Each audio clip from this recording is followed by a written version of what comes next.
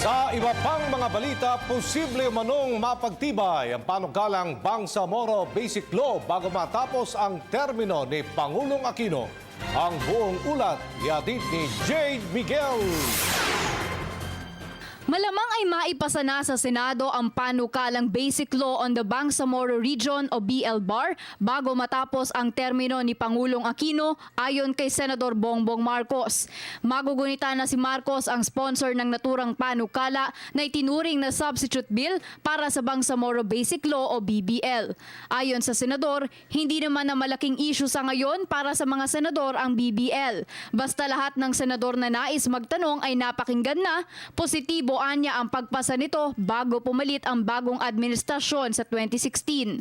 Sir, may pag-asa po kaya matapos or mapasa sa Senate before the term? Palagay ko. Dahil yung mga tanong ngayon, hindi na malalaking issue eh.